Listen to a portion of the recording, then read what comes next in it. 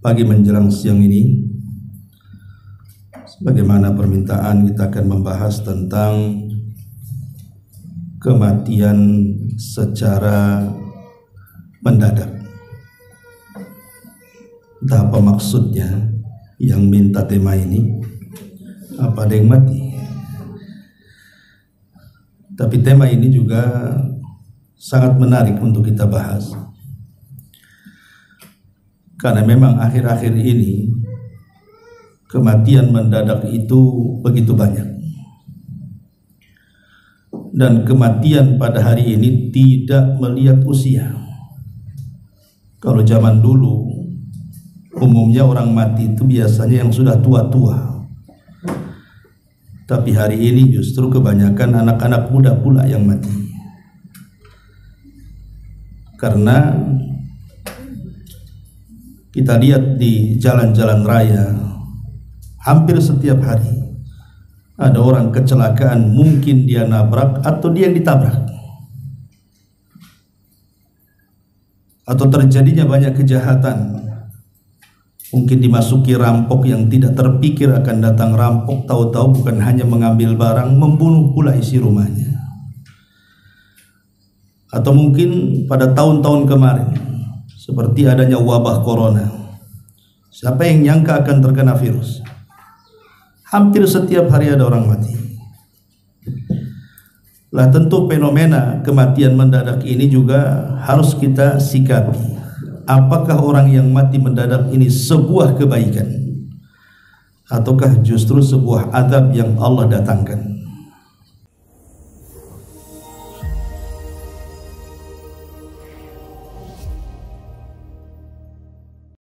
Bismillah wassalatu wassalamu ala rasulillah wa ala alihi wa sahbihi wa mawalah wa la hawla wa la quwata illa billahi wa ba'd. Alhamdulillah, di pagi menjelang siang ini kembali kita bisa duduk di Saung Sunda Sawargi. Tentu saya berhusnudzon kedatangan ibu bapak sekalian dalam rangka bertalabul ilmi. Kemudian juga salawat dan juga salam kita hadiahkan kepada Rasul kita Nabi besar Muhammad sallallahu alaihi wa ala alihi wasallam. Tema di pagi menjelang siang ini, sebagaimana permintaan, kita akan membahas tentang kematian secara mendadak. Entah apa maksudnya yang minta tema ini, apa ada yang mati. Tapi tema ini juga sangat menarik untuk kita bahas, karena memang akhir-akhir ini kematian mendadak itu begitu banyak. Dan kematian pada hari ini tidak melihat usia. Kalau zaman dulu umumnya orang mati itu biasanya yang sudah tua-tua. Tapi hari ini justru kebanyakan anak-anak muda pula yang mati. Karena kita lihat di jalan-jalan raya, hampir setiap hari ada orang kecelakaan, mungkin dia nabrak atau dia yang ditabrak, atau terjadinya banyak kejahatan. Mungkin dimasuki rampok yang tidak terpikir akan datang rampok, tahu-tahu bukan hanya mengambil barang, membunuh pula isi rumahnya. Atau mungkin pada tahun-tahun kemarin, seperti adanya wabah corona, siapa yang nyangka akan terkena virus? Hampir setiap hari ada orang mati. Lah tentu fenomena kematian mendadak ini juga harus kita sikapi. Apakah orang yang mati mendadak ini sebuah kebaikan, ataukah justru sebuah azab yang Allah datangkan? Taib ma'asyiral muslimin wal muslimat, ibu-ibu dan juga bapak sekalian yang dimuliakan Allah Subhanahu wa taala. Ayat yang sering kita dengar soal kematian adalah kullu nafsin dha'iqatul maut. Setiap jiwa itu pasti akan mengalami sebuah kematian. Tapi ada hadis dari Aisyah Ummul Mukminin radhiyallahu anha di mana Nabi sallallahu alaihi wasallam mengatakan mautul fujati rahatun lil mu'min wa akhdun asfan lil kafir. Kata Nabi sallallahu alaihi wasallam, kematian mendadak bagi seorang mukmin itu adalah tanda beristirahatnya dia dari kepenatan dunia. Tapi sebaliknya, kematian mendadak bagi orang kafir, munafik, fajir, maka justru itu awal penyesalan dalam kehidupannya. Berarti di sini ada dua kelompok orang-orang yang mati mendadak itu kan. Kelompok yang pertama diuntungkan dengan kematian yang mendadak itu, dan mereka orang-orang yang beriman. Sebab dengan kematian mendadak dia sendiri tidak susah. Kita lihat orang-orang yang koma, kadang bukan hanya sehari dua hari itu, ada yang berbulan, ada yang bertahun baru kemudian meninggal. Dianya sendiri tersiksa, belum lagi menyiksa orang lain yang merawat dia. Yang tadinya yang merawat sehat, gara-gara merawat dia jadi sakit pula dia. Terkadang merawat mati duluan daripada yang dirawatnya. Dan itu sering terjadi. Artinya kalau seorang mukmin itu Allah pilihkan kematian seperti itu, maka itu sebuah keuntungan bagi dia, karena dia sendiri tidak merasakan sakit yang panjang dan orang lain pun tidak tersiksa dengan dia.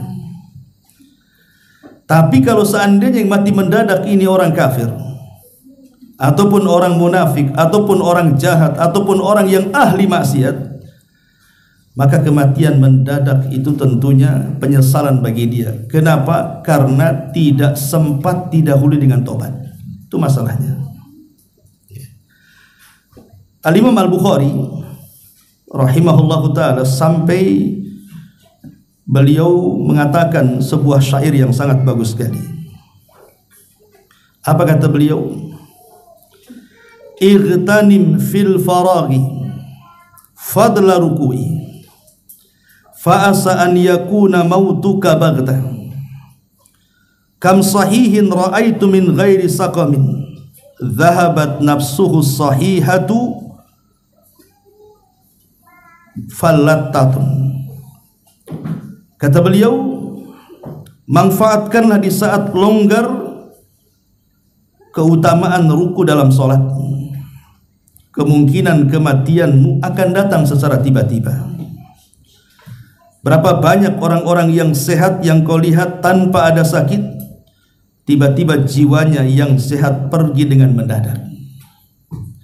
Anehnya Imam Bukhari mengatakan seperti ini, lah Imam Bukhari sendiri mati dalam kondisi mendadak. Dia mengucapkan ucapan ini, dia pula meninggal mendadak. Dan tentunya seorang ulama yang kematiannya Allah pilih seperti itu sebuah husnul khatimah. Saya katakan tadi, orang yang sudah persiapan sebelum kematiannya kemudian dia meninggal, berarti ini sebuah keuntungan, karena dia hendak berpindah dari satu tempat menuju tempat yang jauh lebih nikmat yang dia akan rasakan. Tapi sebaliknya, orang-orang yang jahat justru dengan kematiannya memindahkan dia dari tempat yang senang di dunia ke tempat yang penuh dengan adab Allah Subhanahu wa taala di dalam kuburannya.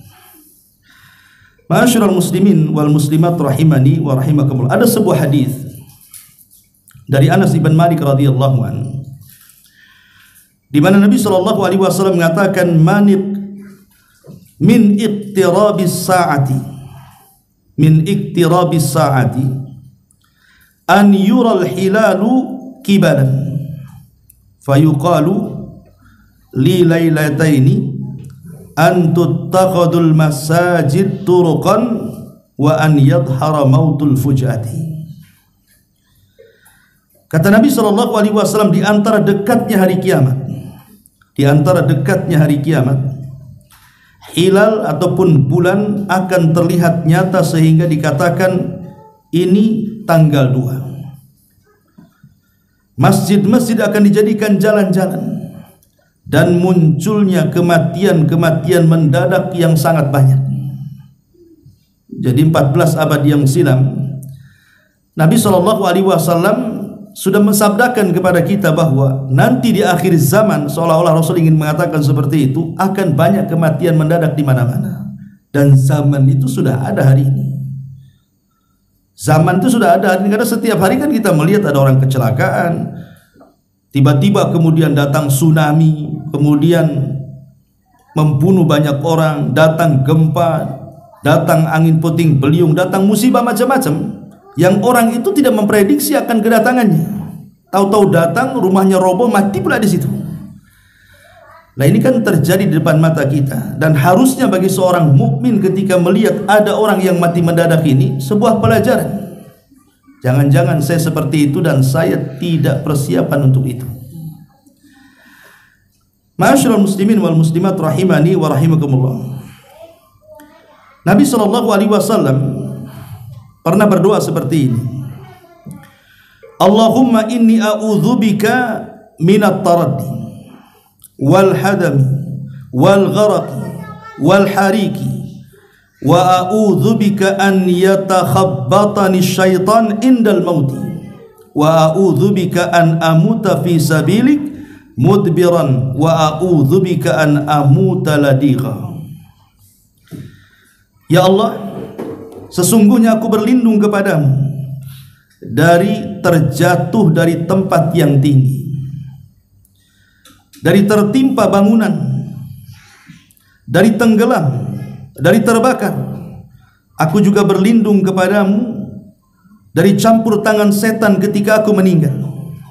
Aku berlindung kepadamu dari meninggal dalam keadaan lari dari medan perang, dan aku juga berlindung kepadamu dari meninggal karena tersengat hewan beracun.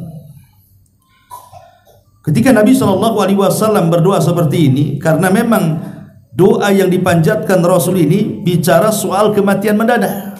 Orang lagi kerja bangunan nih, tiba-tiba jatuh, kan nggak terpikir dia akan mati hari itu, atau mati kan itu. Orang-orang yang kebakaran rumahnya, dia tidak terpikir bahwa rumahnya akan kebakaran, tahu-tahu kebakaran. Rumah sebelah kebakaran, merembet pula ke rumah dia, mati pula dia terbakar di situ. Atau seorang nelayan yang mencari nafkah di lautan, dia tidak menyangka akan tenggelam gitu, tahu-tahu kapalnya tengguling ombak, dia pun pula tenggelam di situ, mati pula mendadak. Jadi Nabi SAW berlindung dari perkara ini. Jangan sampai, maksudnya memang tidak ada doa khusus bahwa kita ini meminta agar tidak diwafatkan mendadak, tapi secara isyarat dari Nabi SAW, jangan sampai kita ini diberikan kematian seperti itu. Walaupun tadi saya katakan di mukaddimah, kematian seorang mukmin yang Allah pilihkan dengan cara mendadak itu adalah sebuah istirahat bagi dia. Baik, lalu apa yang harus kita lakukan dengan fenomena seperti ini? Persiapan apa yang harus kita lakukan dengan banyaknya kematian mendadak di hadapan kita ini? Ma'asyiral muslimin yang dimuliakan Allah Subhanahu wa taala, ada 15 poin yang ingin saya sampaikan. Yang pertama, poin pertama, kematian bisa datang kapan saja. Bahwa kematian itu bisa datang kapan saja. Dan kematian itu juga datangnya tanpa pemberitahuan. Artinya kematian itu kan rahasia Allah. Kenapa Allah rahasiakan coba? Kenapa Allah nggak kasih tahu saja? Apakah ada orang-orang yang saat mati diberitahu? Ada. Mereka para nabi. Memang para nabi itu kalau seandainya malaikat maut datang hendak mencabut nyawa mereka, maka mereka akan diberikan pilihan. Apakah mau tetap hidup ataukah mau meninggal dan menyusul kepada teman-temannya di sorga. Semua para nabi seperti itu, termasuk juga Nabi kita Muhammad SAW. Makanya Nabi Musa alaihi salatu wassalam disebutkan dalam sebuah hadis yang sahih, Jadi ketika malaikat maut datang kepada Nabi Musa itu, kemudian malaikat maut mengatakan bahwa dia diutus Allah untuk mencabut nyawanya, marah Nabi Musa. Ditempelenglah malaikat maut sampai keluar matanya. Satu-satunya nabi yang berani menempeleng malaikat maut Nabi Musa. Ya kalau hadis ini tidak sahih mungkin mana ada malaikat maut ditempeleng kan itu kan. Masalahnya hadis ini sahih pula kan gitu. Ketika hadis itu sahih, maka kewajiban kita harus mempercayainya. Karena di antara keimanan kita kepada Nabi adalah tasdiquhu fima akhbar, membenarkan apapun yang diucapkan Nabi, masuk di akal atau tidak, benarkan. Itulah di antara keimanan kita kepada Nabi.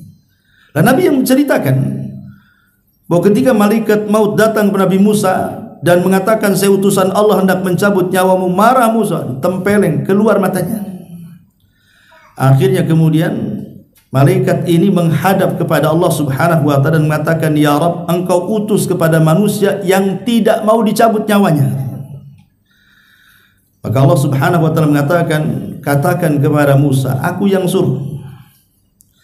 Tapi kalau dia tetap ingin hidup dan tidak ingin mati sekarang, maka letakkan telapak tangannya di badan kerbau. Nanti di badan kerbau itu kan yang ada bulu-bulunya, tertutup dengan telapak tangannya, maka hitungan satu bulu itu 1 tahun kehidupan dia. Ya kalau ditutup dengan telapak tangan, di situ ada 100 bulu, ya kalikan aja setahun gitu ya. Berarti dia masih diberikan kesempatan hidup sebanyak bulu yang ditutup oleh telapak tangan di kerbau itu. Katakan kepada Musa seperti itu.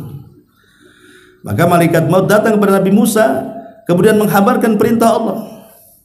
Tapi Nabi Musa alaihi salam mengatakan, tidak, kalau memang dia berkehendak aku mati hari ini, maka cabutlah nyawaku.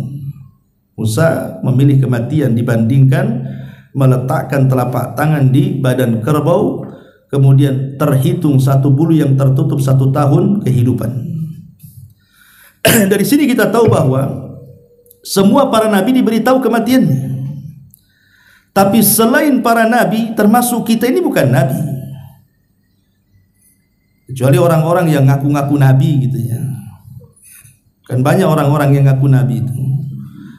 Nah, itu nggak ada pilihan, kalau malaikat maut datang langsung mati itu ya, karena dia nabi palsu masalahnya. Jadi selain para nabi itu tidak ada pilihan kematian. Pasti suatu hari kematian itu pasti datang. Jadi kematian itu bisa datang kapan saja. Bahkan saya itu punya saudara, ketika sama suaminya dikerok malam-malam, katanya masuk angin ya, tiba-tiba tertidur, paginya sudah nggak ada. Nah, apa gara-gara dikerok dia mati? Kan bukan itu masalahnya kan begitu. Memang itu memang sudah ditentukan hari itu dia harus mati. Dikerok atau tidak dikerok pasti dia mati. Memang sudah ajalnya gitu kan. Makanya jangan pernah menyesali sebab. Sebab kematian itu banyak, tapi kematian itu satu. Sebab kematian kan banyak, bisa ditabrak, bisa jatuh, bisa terbakar, bisa tenggelam. Sebab kematian itu banyak, tapi tetap saja namanya kematian itu satu, dicabut ruhnya, mati dia. Sehingga walaupun kemudian seseorang itu menyesali sebab, yang menjadikan mati itu bukan sebabnya, tapi ajalnya sudah ditakdirkan, memang dia harus mati hari itu dengan cara apapun. Kan ada orang yang menangis, coba tadi dia tidak dioperasi nggak mati. Kata siapa? Nggak dioperasi pun mati dia. Coba saya tadi nggak izinkan dia keluar naik motor, nggak ketabrak, nggak bisa. Walaupun dia nggak ketabrak pun dia mati dengan cara lain. Kalau memang waktu itu sudah ditentukan ajalnya, maka satu kematian itu bisa datang kapan saja. Yang kedua, mengingat kematian itu sedikit banyak dapat melapangkan dada. Ada sebuah hadis dari Anas bin Malik radhiyallahu anhu.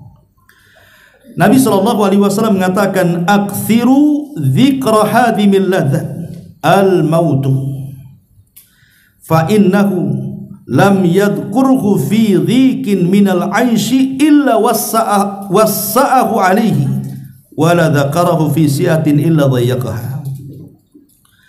Kata Nabi SAW, perbanyak oleh kalian mengingat akan pemutus seluruh kenikmatan. Apa itu? Al-mautu, kematian. Kematianlah pemutus semua kenikmatan. Kita tahu bahwa yang namanya dunia itu kan membawa nikmat bagi kita tersendiri. Orang kaya itu sedikit banyak dengan kekayaannya akan ternikmati, karena kekayaan di antara sebab kebahagiaan, walaupun itu bukan segala-galanya. Tapi yang namanya dunia itu cuma ada dua pilihan. Boleh jadi dia yang meninggalkan kita, atau kita yang meninggalkan dia. Seperti apa contohnya? Dunia meninggalkan kita, ya contohnya tiba-tiba tsunami datang, gempa datang, banjir datang. Rumah yang megah tidak perlu hitungan jam, hitungan detik sudah roboh. Mobil-mobil mewah itu terpelanting ke sana kemari, bahkan tertimbun dengan reruntuhan tuh. Tidak bisa dipakai. Dalam sekejap saja terkadang kejadian itu hanya lewat begitu saja.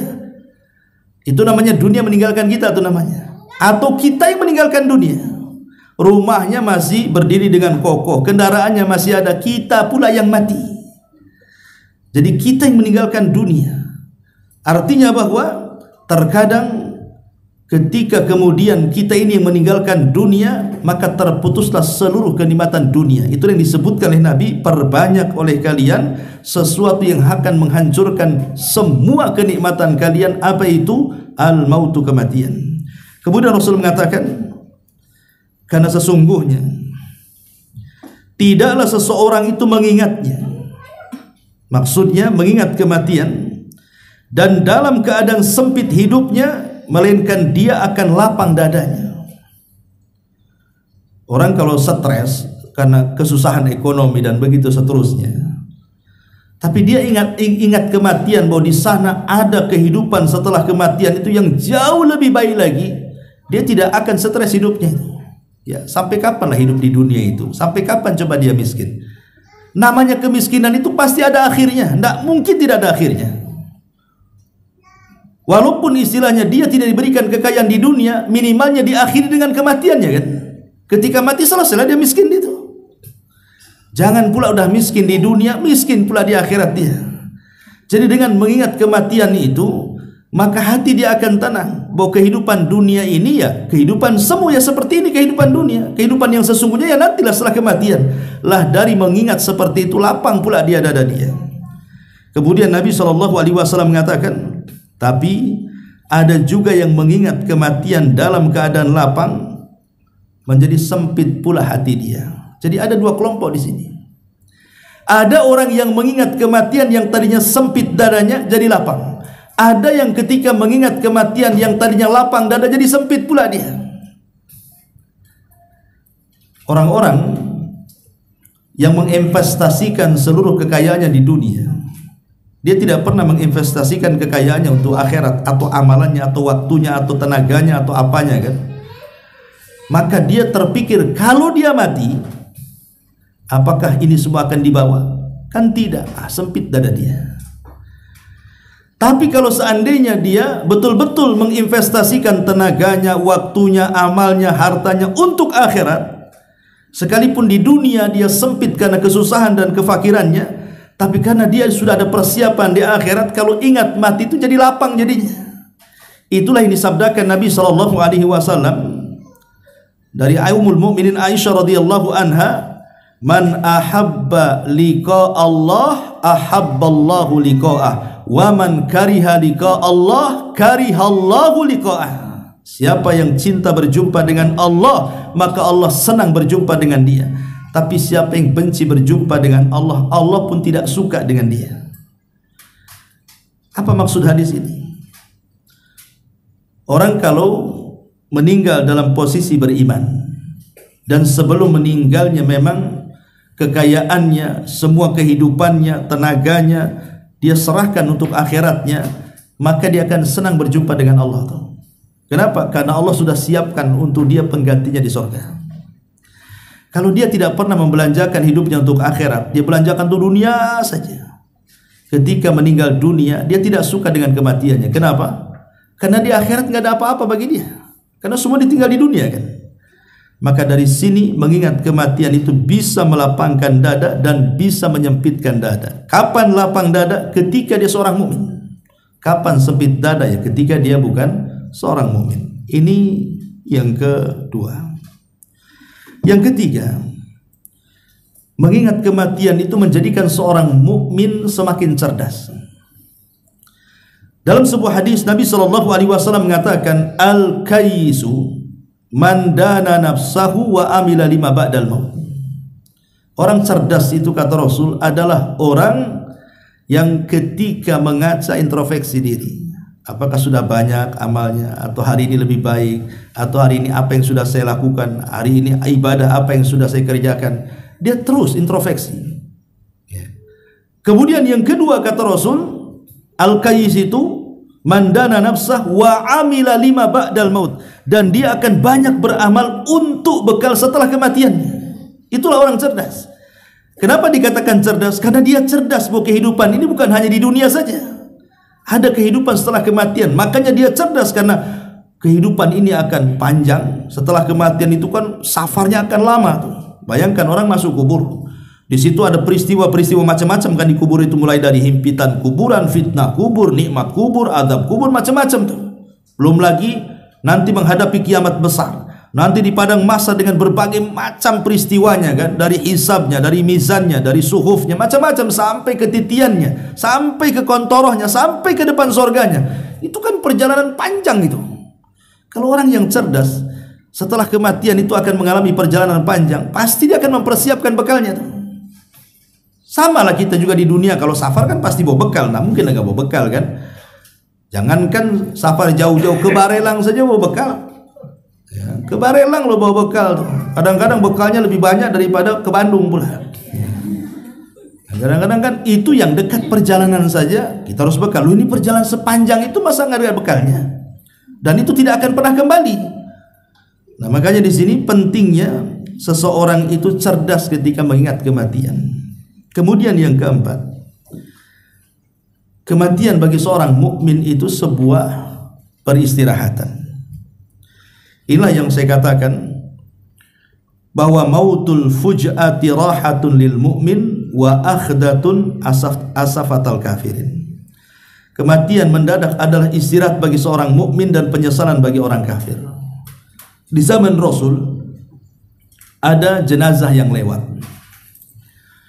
Kemudian Nabi SAW mengatakan mustari wa mustarahu minhu. Mustari wa mustarahu minhu. Kata Nabi SAW, ada orang-orang yang beristirahat saat kematiannya, ada orang-orang yang orang lain beristirahat karena kematiannya. Jadi ada orang-orang yang beristirahat karena kematiannya, ada orang-orang yang beristirahat karena kematian orang lain. Sahabat bertanya, apa mustari dan apa mustarah? Maka Rasul mengatakan, adapun mustari, itulah kematian seorang mukmin. Bagi dia istirahat dari kepenatan dunia. Dunia ini kan penat, ikhwan. Mesti ada masalah saja. Kayaknya nggak berhenti. Setelah selesai masalah ini datang pula masalah yang lain. Selesai masalah ini datang pula masalah yang lain. Terkadang masalah datang ada sebab, itu ada masalah aja. Itulah dunia. Makanya dunia itu tidak lepas daripada senang, susah, tertawa, sedih, sempit, lapang. Itulah dunia. Ya. Tapi dengan kematian seorang mukmin itu tidak ada semuanya, karena dia akan beralih kepada nikmat kuburan, dan nikmat kubur lebih nikmat dibandingkan semua nikmat di dunia. Tapi kalau mustarah minhu, maka Rasul mengatakan bukan dia yang beristirahat, orang lain yang beristirahat. Syukurlah dia mati, alhamdulillah dia mati. Kenapa dari kemarin aja nggak mati? Karena ada orang yang karena kejahatannya jadi jengkel orang kan. Dari kemarin saya doakan tak mati-mati, sekarang sudah mati, alhamdulillah. Nah, karena ada orang yang kematiannya itu membuat orang senang. Ya karena kejahatan dia, sehingga semua mendoakan dia lebih baik mati daripada hidup. Dengan kematiannya bukan dia yang senang, orang lain yang senang. Nah, ini yang bahaya nih. Kalau sampai kematian kita membuat orang senang, itu disebut mustarahu minhu namanya. Dan itu tanda orang jahat. Karena orang mati itu kan ada yang kematiannya dipuji manusia, ada yang kematiannya dicaci maki manusia. Karena di zaman Rasul pun pernah terjadi kan, ada jenazah yang lewat nih, semua manusia memuji dia karena kebaikannya. Kalau dia orang baik gitu ya, kemudian meninggal, apalagi meninggalnya masih muda, kan rata-rata kan di masyarakat umumnya seperti itu. Memanglah orang baik itu biasanya cepat mati. Orang jahat itu udah tua bangka nggak mati-mati katanya. Ada istilah di masyarakat kan seperti itu. Jadi ada kalau orang baik itu kalau meninggal tuh rasanya semua orang memuji dia. Tapi ada orang yang kemudian mati itu dicaci maki manusia. Lah ketika ada jenazah yang pertama dipuji manusia, jenazah yang kedua dicaci maki manusia, kata Rasul, wajabat wa wajabat katanya. Sahabat bertanya, apa maksudnya wajabat wa wajabat ya Rasulullah?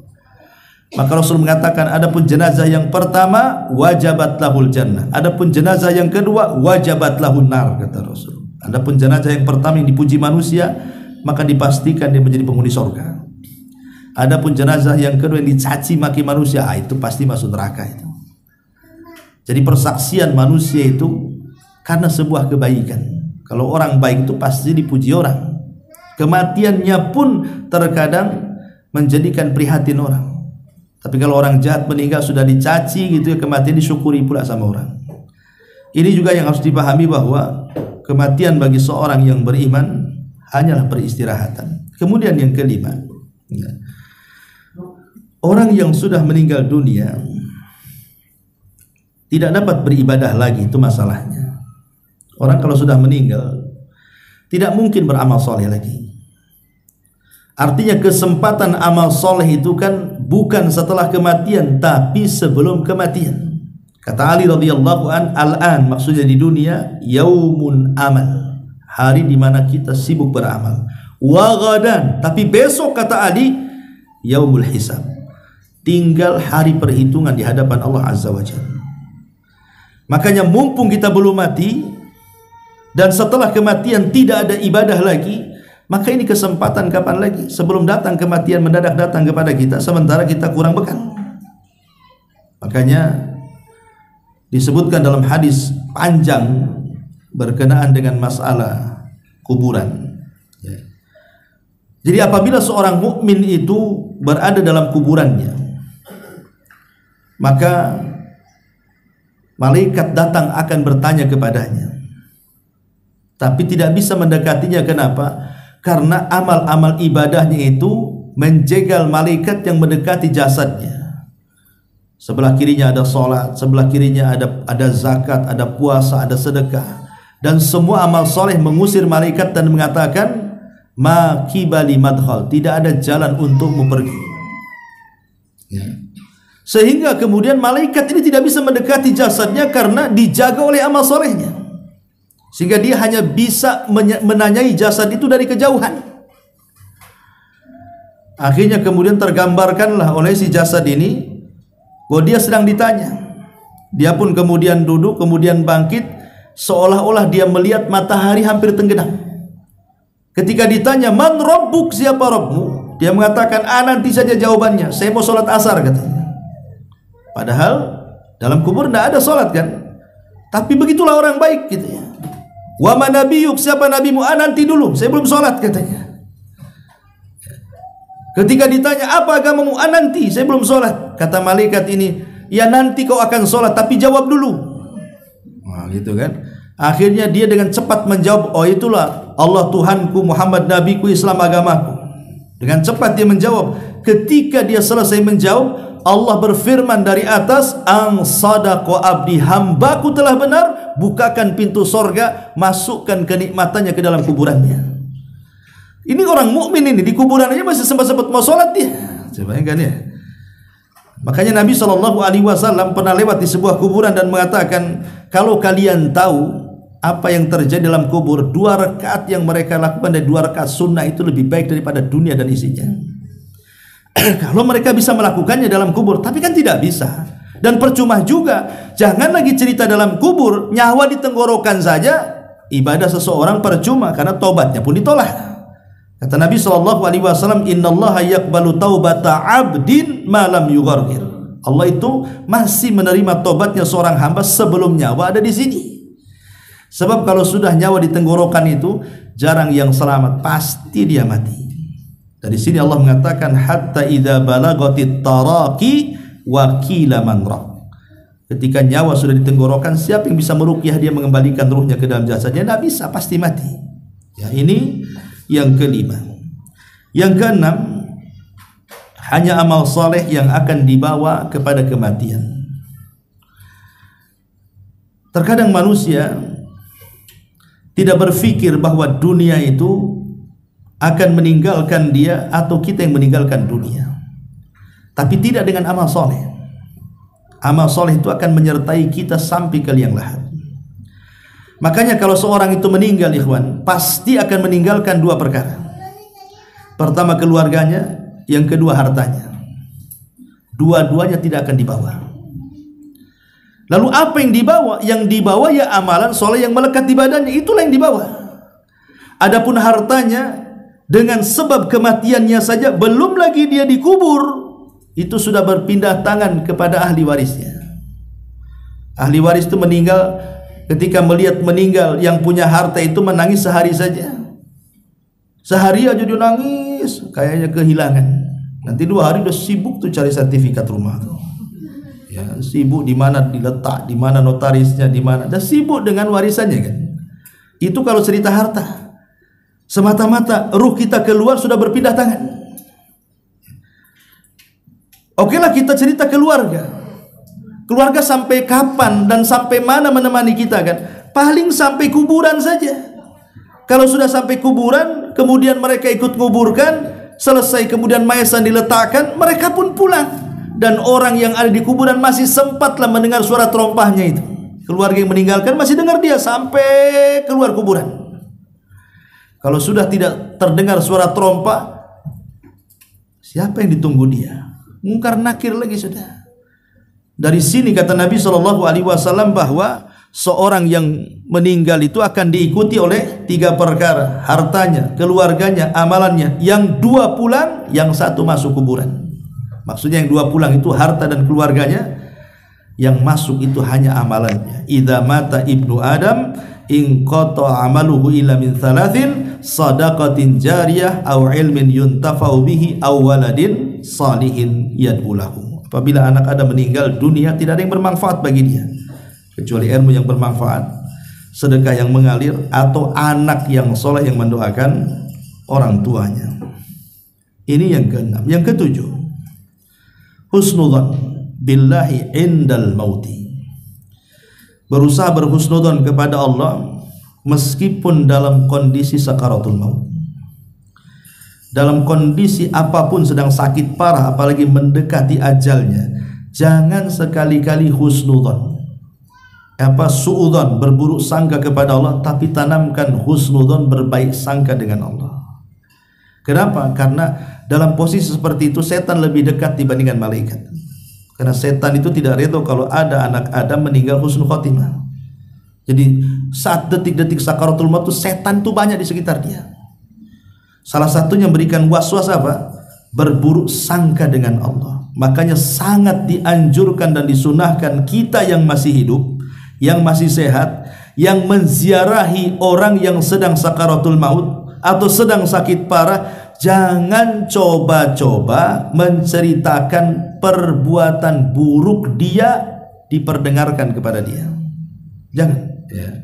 Kita ini ada orang sakit, kawan kita, sakitnya parah. Kemudian kita berkunjung, menjenguk dia. Jangan cerita keburukannya, ceritakan kebaikannya. Ya cepat sembuhlah biar kita bisa sholat lagi, ya bisa ngaji lagi. Saya kenal kamu ini orang baik, walaupun dia orang jahat sebenarnya. Nggak apa-apa, hibur dia. Jangan sentuh kejelekannya. Jangan kita katakan cepatlah sembuh biar kita mabok lagi, biar kita judi lagi. Ini makin mempercepat kematian dia tuh, makin sesak dadanya. Kenapa? Yang ingat dia tuh neraka akhirnya kan, makin cepat matinya. Jadi jangan sampai seperti orang-orang yang kemudian membuat orang itu putus asa. Karena kalau kita ceritakan keburukannya, jadi putus asa dia, dan putus asa itulah yang menghalangi tobat saat kematiannya. Minimalnya kalau kita menceritakan kebaikan, tertanam husnudzon, berbaik sangka dengan Allah. Oh iyalah, kalau saya dengar nih kawan-kawan cerita, rupanya saya masih ada kebaikannya. Dalam hati itu dia akan mengatakan seperti itu, walaupun dia tidak bisa ngomong, tapi kan telinga mendengar. Ya, apa yang kita ucapkan, oh dalam hati itu saya masih punyalah amal soleh. Yang mudah-mudahan dengan amal soleh ini Allah masukkan saya ke surga. Padahal dosanya satu gunung. Ya, sebab ketika posisi seperti itu, dia akan mengingat apa yang diucapkan saja orang-orang sekitarnya. Sehingga itulah yang boleh jadi amal soleh yang terakhir yang ia bawa dalam bentuk husnudzon, berbaik sangka dengan Allah Azza wa Jalla. Ini yang ke-7. Yang ke-8, ya, berusaha untuk memberikan wasiat. Wasiat kalau kita sedang sakit parah, parah-parahnya lah kan itu. Kan pasti kita ini ada firasat biasanya. Maka kalau kita sakit parah, seperti contoh lah Abdurrahman ibn Auf. Abdurrahman ibn Auf itu kan pernah sakit parah dan hampir meninggal dunia. Ketika itu dia belum punya anak banyak, masih satu anaknya perempuan. Jadi saat sakit-sakit parahnya, Nabi SAW menjenguk Abdurrahman ibn Auf radhiyallahu anhu. Abdurrahman ibn Auf pun kaya raya orangnya, orang paling kaya di kota Madinah. Abdurrahman ibn Auf itu, dia mengatakan, ya Rasulullah, aku tidak punya anak kecuali satu, anak perempuan, sehingga aku ingin menyedekahkan seluruh hartaku di jalan Allah. Kata Rasul, jangan. Kemudian Abdurrahman mengatakan, bagaimana kalau separuh? Jangan, kata Rasul. Kemudian bagaimana kalau sepertiga? Ya sudah, sepertiga itu sudah banyak. Ya, tapi rupanya Abdurrahman bin Auf setelah wasiat seperti itu tak mati-mati, sembuh pula dia. Akhirnya anaknya banyak kan itu ya. Tapi kadang kan ada orang yang disangka mau mati, tahu rupanya nggak jadi gitu ya. Hidup saya pernah juga dulu waktu di pulau itu, ada orang udah dihabarkan mau meninggal orang itu. Wah, keluarganya nangis-nangis. Sampai anaknya itu guling-guling tuh.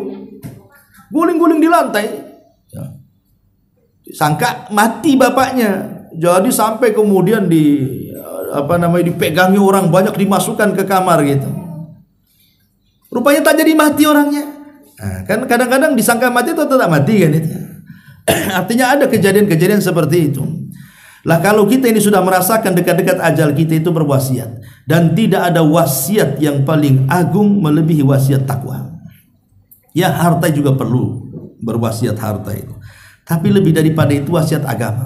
Makanya lihat wasiat-wasiat Luqmanul Hakim dalam Quran, wasiat-wasiatnya Nabi Yakub, Nabi Ayub, Nabi Ibrahim, itu kan disebutkan dalam Quran itu. Wa wassa biha Ibrahim baniya wa Yakub gitu ya. Ma ta'buduna min ba'di qalu na'budu ilahaka wa ilaha abaika Ibrahim, sampai akhir ayat. Itu menunjukkan wasiat-wasiat teragung adalah wasiat takwa. Jadi kalau kita ini ingin berwasiat, wasiatlah dengan ketakwaan.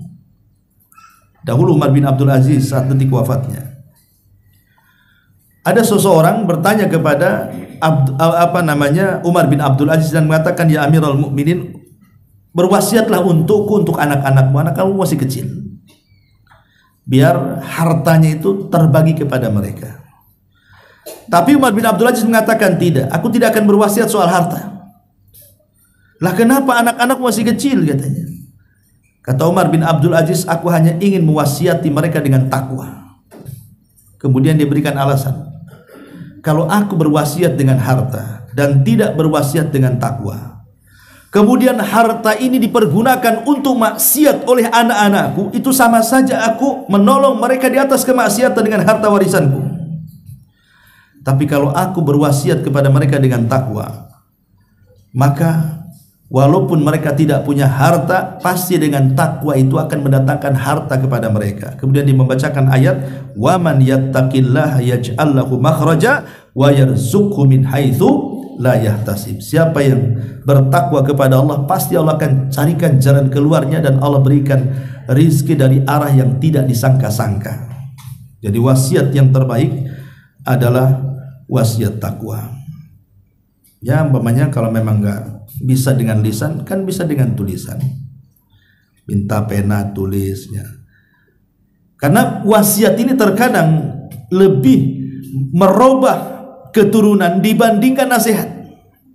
Ada orang yang sewaktu orang tuanya masih hidup, wah jahatnya, naudzubillah. Tapi ketika orang tuanya sudah meninggal, tetapi meninggalkan wasiat, minta anak-anaknya supaya baik, itu kadang-kadang anaknya jadi baik itu. Karena wasiat orang tua, saya nggak boleh gini, nggak boleh gini, kan itu. Kan kadang-kadang seperti itu, wasiat bisa merubah orang tuh. Karena ada istilah kalau nggak dilaksanakan nanti kualat gitu. Makanya ada anak-anak itu yang berubah gara-gara wasiat. Nah, kenapa kemudian wasiat itu penting menjelang kematian? Ini yang ke 9, yang ke 8, yang ke 9 selalu melakukan amal ibadah, istiqomah dalam melakukan ibadah sebelum kematian menjemput kita. Istiqomah dalam ibadah. Begini ya, Allah Subhanahu wa taala berfirman, fa amma man a'ta wattaqa wa saddaqa bil husna fasanuyassiruhu lil yusra wa amma man bakhila wastaghna wa kadzdzaba bil husna fasanuyassiruhu lil usra. Di sini ada dua kata. Yang pertama fasanuyassiruhu lil yusra, dan yang kedua fasanuyassiruhu lil usra. Kami akan mudahkan jalan dia yang sudah mudah, kami akan sulitkan jalan dia yang sudah sulit. Apa makna dua ayat ini? Para ulama tafsir ketika memberikan catatan kepada dua ayat ini, mereka mengatakan begini: sebuah amal soleh itu pasti akan melahirkan amal soleh yang lainnya. Sebuah kebaikan itu pasti ada turunannya. Sebagaimana dosa juga pasti ada turunannya. Makanya kenapa Nabi SAW itu sampai berdoa sebelum salam dalam tasyahud kan, dalam tasyahud akhir biasanya Rasul kan membaca tahiyat, membaca syahadat, membaca solawat, kemudian membaca 4 perlindungan, baru sebelum salam membaca Allahumma inni a'udzubika minal ma'tham wal maghram. Ya Allah, aku berlindung kepadamu dari perbuatan dosa dan dari terlilitnya hutang. Jadi Aisyah ini bertanya, atau yang lain bertanya, ya Rasulullah, apa Anda punya hutang sehingga setiap sholatmu kau mengatakan seperti itu? Kata Nabi SAW, tidak. Akan tetapi kata Rasul, kalau orang sudah hutang itu, idza haddatsa kadzab wa idza wa'ada akhlaf. Kalau ngomong pasti dusta, kalau janji pasti khianat. Orang yang berhutang itu, kalau dia bicara pasti dia dusta, kalau dia janji pasti dia khianat. Ngaku aja lah, kan gitu orang yang hutang tuh. Kapan bayar? Besok. Besok datang, mana katanya mau bayar? Lusa lah. Kan itu udah dusta tuh. Awalnya kan begitu, dusta dulu tuh. Ada duitnya ada sebenarnya, dibilang ada duit. Ya sudah gini, saya janji minggu depan saya bayar. Minggu depan tak pun dia kasih bayar kan. Itulah dosa. Dosa itu biasanya akan ada turunannya tuh. Awalnya cari alasan, cari alibi, kemudian berdusta, kemudian khianat, kemudian dia pula yang lebih kejam dari yang ngutangi. Sebelum datang yang nagih itu dia sudah pasang muka marah-marah tuh. Harusnya yang marah itu yang minjemin duit kan, ini yang ngutang yang marah. Jadi dosa itu melahirkan dosa yang lainnya. Lah amal soleh juga sama. Amal soleh itu melahirkan yang lainnya. Orang kalau sudah terbiasa dengan puasa, anggaplah puasa 3 hari dalam sebulan. Udah terbiasa itu ayamul bid 13, 14, 15. Begitu udah bertahun-tahun. Kalau dia kemudian menambah puasa jadi Senin Kemis, akan bisa. Kenapa? Terbiasa lapar. Dia bisa menambah dengan Senin Kemisnya. Kalau dia sudah terbiasa dengan Senin Kemis, kemudian ingin membiasakan puasa Daud, pasti dia bisa. Kenapa? Karena sudah terbiasa lapar 3 hari dalam sebulan, tambah lagi Senin Kemis tiap pekannya. Kalau melakukan puasa Daud, pasti dia bisa. Ya. Dan dustakan orang yang mengatakan, saya sekarang puasa Daud, Senin Kemis saja enggak kan itu. Puasa Yaumul Bid enggak, tahu-tahu puasa Daud pula kan gitu. Itu dipertanyakan itu. Karena yang ringan-ringan saja dia nggak pernah mengerjakannya. Sama dengan orang yang biasa duha, sholat duha ya, kemudian dia jaga sholat qobliyah, ba'diyah atau rawatib atau nafilah di siang hari. Kalau dia ingin melakukan sholat malam itu mungkin bagi dia. Kenapa? Karena dia bisa dan terbiasa melaksanakan sunnah di siang hari. Jadi kalau dia ingin melaksanakan sunnah di malam hari, mungkin bagi dia, karena ada kebiasaan sholat. Tapi ini tidak pernah sholat di siang hari, ngaku pula ahli tahajud. Semana ceritanya? Ya, siang-siang bolong saja yang tidak susah bangun dia nggak sholat, kok cerita malam pula yang dingin yang susah bangun dia mengatakan ahli tahajud? Apa nggak dusta ucapannya tuh? Jadi yang namanya amal soleh itu pasti ada turunannya. Kalau orang sudah terbiasa amal soleh, pasti akan melahirkan amal yang soleh yang lain. Itulah yang Allah katakan, fasanu yassiruhu lil yusra. Dia sudah mudah melakukan amal soleh, Allah mudahkan jalannya ke sorga, sehingga dia ditutup dengan amal yang terakhir yang ia kerjakan. Sama dengan dosa. Kalau orang terbiasa maksiat, maka Allah tutup juga seperti itu tuh. Makanya ada istilah, orang pikun kalau dia ngomong itu disesuaikan dengan kebiasaan sebelum pikunnya. Orang mati juga sama, dia tidak diwafatkan kecuali sebagaimana kebiasaan sebelum wafatnya. Lihat orang pikun itu, kalau dia ngomong jorok, ya, ngomong jorok itu karena sebelum pikunnya suka ngomong jorok. Kan ada orang yang kalau kagetan itu ya, tak kesandung, pokoknya kagetan lah, latah gitu ya. Itu aneh-aneh itu jeritannya itu. Kadang-kadang ngomongnya macam-macam. Ya kalau masih cangkrik masih bagus lah kan. Tapi kadang-kadang lebih daripada itu tuh. Kadang-kadang joro-joro keluarnya kan. Itu kalau pikun itu yang diulang-ulang nanti itu. Karena terbiasa mengulang yang buruk sebelum pikun, maka ketika pikunnya itu pula yang diulang. Tapi kalau sebelum pikunnya dia suka baca Quran gitu ya, maka ketika pikunnya itu juga yang dibaca. Makanya kenapa kita ini berdoa jangan sampai pikun ya. Lah orang yang mati juga sama. Orang yang mati itu kan sesuai dengan kebiasaan sebelum meninggalnya. Makanya ada orang yang meninggal itu karena dia suka mabuk, maka Allah buat mati ketika dia mabuk. Orang tukang judi, maka Allah akan buat mati ketika dia judi. Orang suka berzina, Allah akan buat mati ketika berzina kalau dia tidak bertobat. Memang begitu ya, hadis Nabi SAW mengatakan seperti itu. Orang mati itu akan disesuaikan dengan kebiasaan sebelum kematiannya. Kalau dia ahli ibadah, ahli sholat, ahli sujud, maka Allah akan buat mati seperti itu. Kalau dia ahli maksiat, ahli mungkar, maka dia pun akan diberikan kematian seperti itu. Maka ingat bahwa selalulah melakukan amal saleh sebelum kematian. Kemudian yang nomor 10, mengingat kematian ini akan mengingatkan 3 hal. Disebutkan dalam sebuah perkataan ulama, man aktsara dzikral mauti akrama bisalathin. Barang siapa yang banyak mengingat kematian, maka dia akan dimuliakan dengan 3 perkara. Siapa yang mengingat kematian, maka dia akan dimuliakan dengan 3 perkara. Pertama, ta'jilut taubati, maka dia akan bersegera bertobat. Yang kedua, qanaatul qalbi, maka hatinya akan puas hati dengan kondisinya. Kemudian yang ketiga, wa nasyatul ibadati, maka dia pun akan semangat ibadah. Jadi orang kalau ingat mati, pasti satu, segera tobat. Yang kedua, merasa cukup ataupun qanaah. Yang ketiga, rajin dia ibadah. Tapi sebaliknya, waman nasyal mauta uqiba bisalatin, barang siapa yang lupa dengan mengingat kematian, dia diadab dengan 3 perkara. Taswifut taubati, lagunya nanti-nanti kalau disuruh tobat tuh. Kapan lu tobat? Nanti. Nunggu haji katanya. Habis haji tak tobat juga.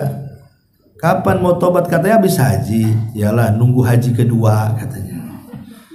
Haji kedua, ketiga tak tobat juga mati akhirnya. Nah, ini satu. Yang kedua, watarkur ridha bil kafaf, tidak ridha dengan keadaan, tidak ridha dengan pemberian Allah, selalu menesu atau selama ngeluh dan begitu seterusnya. Kemudian wattakasul fil ibadah, dia pun malas ibadah. Karena nggak ingat mati, ya malaslah ibadah dia. Lihat bagaimana manfaat mengingat kematian itu. Pertama, akan segera tobat. Yang kedua, qanaah dia. Qanaah itu apa? Qanaah itu artinya redha dengan pemberian Allah Subhanahu wa taala. Dan ingat bahwa qanaah itu adalah surganya dunia. Orang kalau bisa qanaah, itulah surganya dunia. Kata Imam Ibnul Qayyim rahimahullahu taala, ar-ridha jannatud dunya. Redha itu surganya dunia. Dan di balik qanaah itu karena ada redha. Ya. Redha dengan penyakitnya, redha dengan ujiannya, redha dengan kefakirannya, redha dengan pasangannya, redha dengan keluarganya, redha dengan apapun kondisinya. Kalau semua redha, itulah surganya dunia. Karena hanya orang yang redha dan qanaah itu yang tidak pernah rungsep hidupnya. Pasti tenang aja hidupnya itu. Mau kondisi apapun dia akan senyum, tertawa. Karena nggak ada beban. Biasanya yang tidak redha itulah yang kadang-kadang nyusahin hidup tuh. Karena orang yang tidak redha itu sama dengan orang hasad. Seolah-olah kita mengatakan, kenapa Allah kasih dia, kenapa Allah tidak kasih saya? Kenapa Allah kasih dia berhasil, kenapa saya tidak? Kenapa anak orang seperti ini, kenapa anak saya tidak? Seolah-olah protes dengan takdir. Nah, itulah namanya orang gak qanaah tuh. Sama dengan orang hasad. Nah, itu yang gak buat tenang jadinya. Nah, itu gara-gara tidak ingat mati. Ya, kemudian juga yang terakhir nasyatul ibadah. Pasti orang yang ingat mati itu pasti akan semangat ibadahnya. Kemudian yang ke-11, dilarang untuk berangan-angan kematian.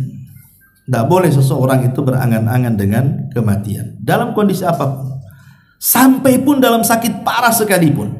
Tidak boleh seseorang itu mengingat kematian. Makanya nanti di akhir zaman kata Rasul, sampai ada orang berdiri di depan kuburan, dia mengatakan, duhai kiranya aku yang di dalam, kau yang di luar, katanya. Nanti di akhir zaman ada yang mengatakan seperti itu. Karena apa? Sudah penat dengan kehidupan dunia, akhirnya ingin mati daripada hidup. Dan di zamannya sudah sekarang kita lihat kan, subhanallah, coba. Terakhir ada orang yang kena kasus pinjol. Itu kan banyak tuh, mengakhiri dirinya, mengakhiri nyawanya gara-gara pinjol kan. Pinjaman online itu orang akhirnya bunuh diri, coba, nggak bisa bayar. Dan itu rata-rata kan orang-orang yang menengah ke bawah tuh, yang kadang-kadang pendek cara berpikirnya, mengakhiri dikiranya selesai urusan utang piutang di dunia, dia tidak tahu bahwa utang piutang di akhirat lebih berat lagi tuh.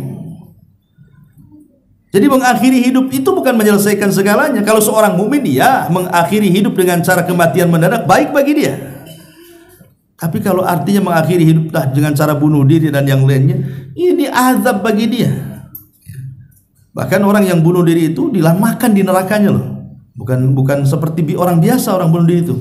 Dia masuk neraka lama di nerakanya. Berdasarkan hadis Nabi Shallallahu Alaihi Wasallam. Jadi bahwa yang harus dipahami, jangan berangan-angan kematian. Karena di zaman Rasul punya paman namanya Abbas ibn Abdul Muthalib. Pernah sakit parah.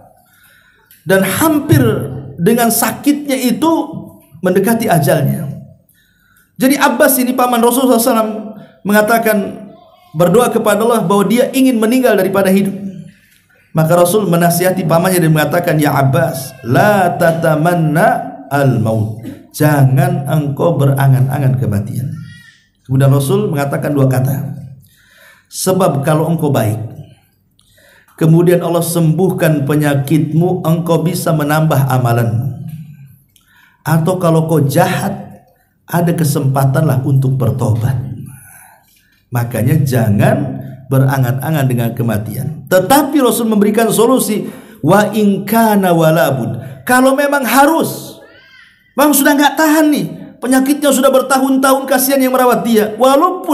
Kalaupun harus mengucapkan kalimat ingin mati, katakan kepada Allah Subhanahu wa taala, kata Rasul, ya Allah, wafatkan aku jika kematianku lebih baik, tapi sehatkan aku jika kehidupanku lebih baik. Berdoa seperti itu boleh. Tapi kalau berangan-angan ingin kematian, ya tak boleh kan itu. Ini juga yang ke-11. Yang ke-12, amal orang yang telah meninggal dunia maka akan ditampakkan sesuai dengan perbuatannya di dunia. Amal orang yang telah meninggal ditampakkan perbuatannya. Jadi ketika Allah Subhanahu wa taala berfirman, fakashafna anka ghita'akal yaum, maka pada hari kami singkap penutup kegaiban pada dirimu. Sebagian ulama tafsir mengatakan bahwa ayat ini bicara tentang sakaratul maut. Jadi saat orang sakaratul maut itu dia akan diperlihatkan perkara-perkara gaib yang saat dia sehat dia tidak bisa melihatnya. Seperti melihat malakul maut, melihat catatan amal. Itu diperlihatkan walaupun sekejap tuh. Jadi saat orang-orang detik sakaratul maut itu, malaikat maut ditampakkan kepada dia. Dan Rasulul maut juga ditampakkan, termasuk catatannya. Catatan amal itu diperlihatkan tuh, walaupun sesaat gitu kan.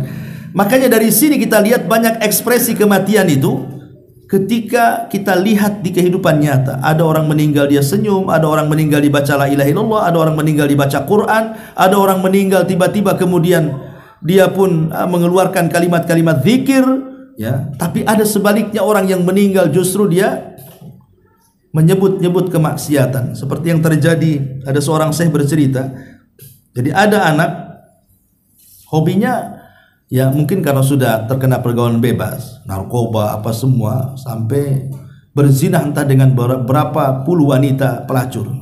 Jadi saat kematiannya, ketika ditalkin, wahai fulan, katakan la ilaha illallah, tidak mau dia mengucapkan kalimat itu, malah disebutkan satu persatu wanita yang dizinahinya sampai yang terakhir baru dia mati.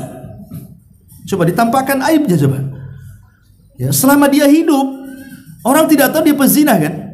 Ketika sakaratul maut ditampakkan aibnya oleh Allah, disebutkan satu-satu tuh namanya sampai yang terakhir yang dizinahinya baru dia mati. Naudzubillah. Nah, ini jangan sampai seperti itu. Harusnya orang membicarakan kebaikan dengan kematiannya, akhirnya membicarakan keburukan gara-gara kematiannya kan. Nah, ini juga yang harus dipahami, bahwa amal orang yang telah meninggal itu akan ditempatkan sesuai perbuatannya juga di dunia. Kemudian juga keinginan orang saleh itu untuk disegerakan dikuburkan saat menjelang kematiannya. Kan ada hadis yang mengatakan orang-orang baik itu kalau di atas keranda. Jadi kalau kita ini berada di atas keranda dan keranda ini menuju kuburan, maka ruhnya orang baik akan mengatakan apa? Qaddimuni, qaddimuni, segerakan aku, masukkan aku ke liang lahat. Segerakan aku, masukkan aku ke liang lahat. Itu kalau orang beriman tuh. Tapi kalau orang jahat mengatakan apa? Mau bawa kemana aku katanya? Ila aina tadhhabun? Kemana kau pergi katanya? Mau dibawa kemana aku katanya? Itu kalau orang jahat, dia tidak tahu kalau dia dimasukkan ke liang lahat. Dari sini kita tahu bahwa amal soleh itu penting dalam kehidupan. Karena jiwa seorang mukmin itu justru dia akan ingin disegerakan. Makanya dilarang kalau ada orang yang meninggal jasadnya lama-lama dalam rumah. Gak boleh. Kalau sudah meninggal, segerakan, fardu kifayahkan, mandikan, kafankan, kuburkan, itu lebih baik. Tapi kan Ustadz, nunggulah anaknya masih belum datang, masih jauh, masih di Medan, masih di Jawa, masih di Padang, tunggulah katanya. Besok dia baru datang. Akhirnya diinapkan pula tuh jasad satu malam. Sekarang pertanyaannya, kalau dia datang, manfaat gak kepada orang mati? Kan gak manfaat juga. Lah, apa manfaatnya? Apa dia mau ngasih duit supaya tiket ke kuburan gitu? Nggak mungkin juga kan itu. Nggak ada manfaatnya dia. Kedatangan dia loh nggak ada manfaatnya bagi si mayat, tapi merugikan bagi si mayat. Kenapa? Karena Rasul mengatakan asri'u bil janazati wa intaku salihatan fa khairun tuqaddimunahu wa intaku sayyi'atan fa syarrun tadauuna fi riqabikum, kata Rasul. Segerakan jenazah, difardu kifayakan. Sebab kalau dia baik itu kebaikan yang didahulukan kepada orang saleh. Tapi kalau ia jahat, sama kalian dengan meletakkan keburukan di rumah kalian. Maka segerakan. Kalau sudah dikuburkan ya sudahlah. Kalau memang anaknya besok baru datang ya ziarah ke kuburan. Kan selesai. Kenapa jasadnya kemudian dibiarkan? Nah, ini juga sebuah kesalahan di masyarakat. Jadi segerakan dalam penguburan itu. Nah, kemudian juga hendaklah kita yang masih hidup berangan-angan dengan kematian yang baik. Berangan-angan, bercita-cita lah, minta kepada Allah agar kematian kita itu jangan su'ul khatimah tapi husnul khatimah. Karena di zaman sekarang sekali lagi kematian mendadak itu merajalela di mana-mana dengan kejahatannya, dengan wabahnya, dengan kondisi jalan yang hari-hari kendaraan makin banyak. Makanya sering saya katakan di zaman Rasul tidak ada orang mati di jalan kan? Ada di zaman Rasul masih mati di jalan? Nggak ada. Di zaman sekarang orang mati di jalan itu setiap hari. Karena di zaman Rasul tidak mungkin keledai nabrak unta.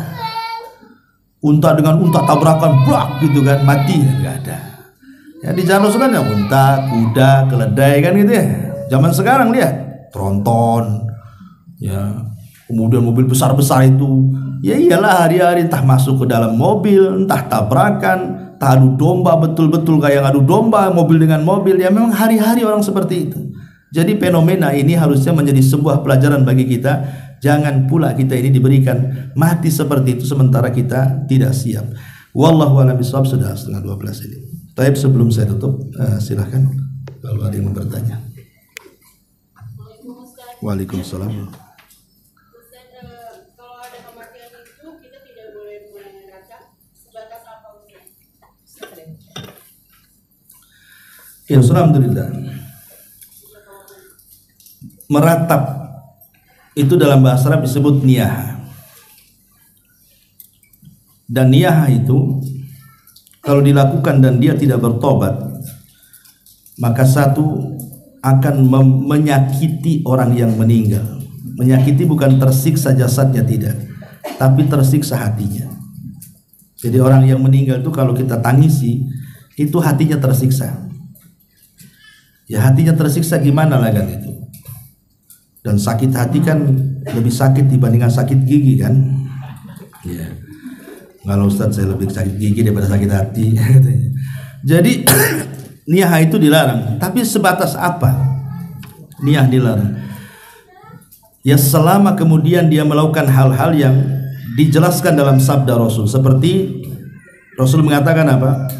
Orang yang niyah itu syaqqa al-juyub wa darabal hudud, kata Rasul. Merobek-robek pakaian, kemudian memukul-mukul badan, pipi dan yang semacamnya. Wada abidah wal jahili, berteriak-teriak seperti teriakan orang-orang jahiliyah. Itulah sifat niyah. Ya, dia berteriak, dia guling-guling, dia merobek-robek, dia memangkas rambut, ya, mencukur rambut gitu kadang-kadang. Nah, itu tak boleh seperti itu. Tapi kalau menangis boleh. Karena mamanya dia meninggal, kita menangis wajar. Manusia itu kalau yang dicintainya meninggal pasti akan sedih. Rasul aja menangis ketika meninggalnya Ibrahim, ya putra beliau yang terakhir dari Maria Kiptiah, meninggal di usia 100 tahun 8 bulan tuh.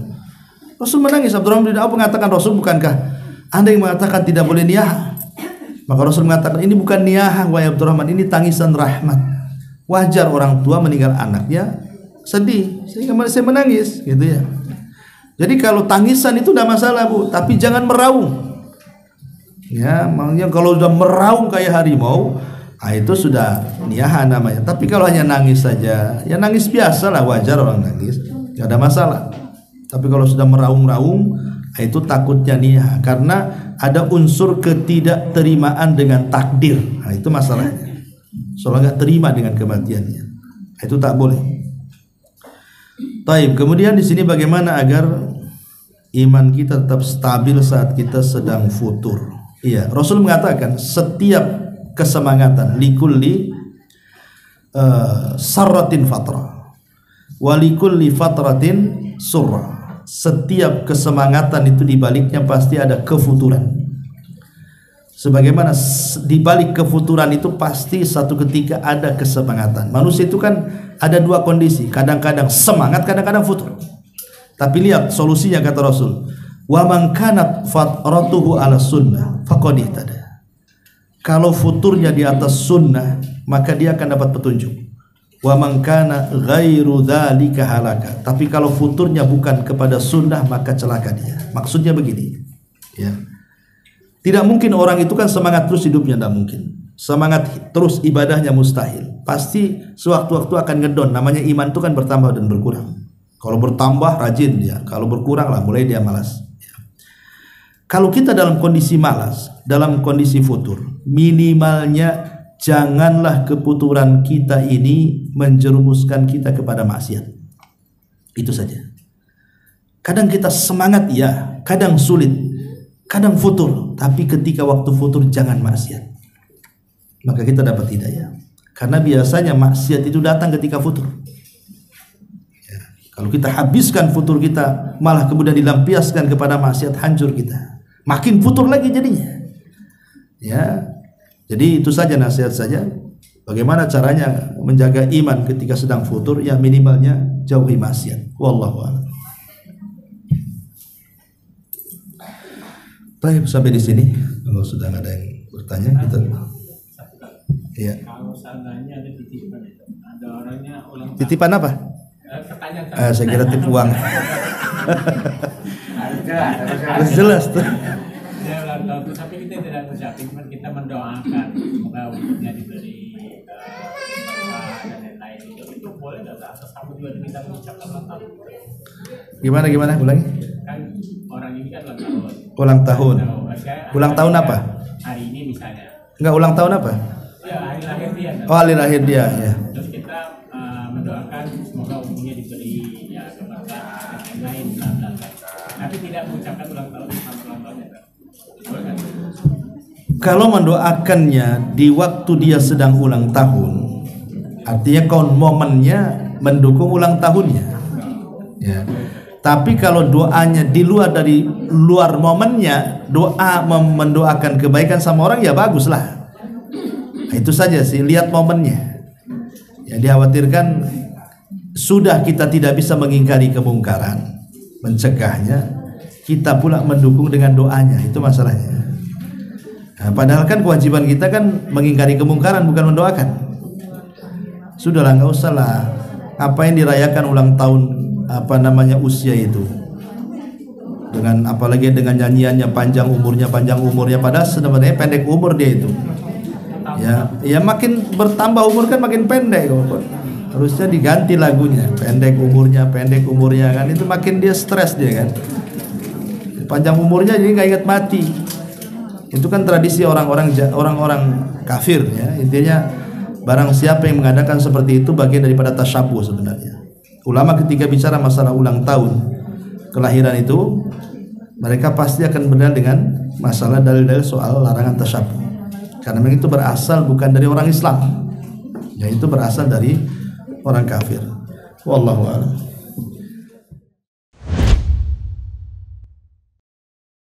Intinya bahwa tolong berakhlak kepada Allah. Membahas tafsir dari surah Al-Imran. Lahirlah Imam Muslim, Abi Dawud, Tirmidzi, Ibnu Hibban. Jadi ketika Yunus alaihi salatu wassalam terkena undian itu,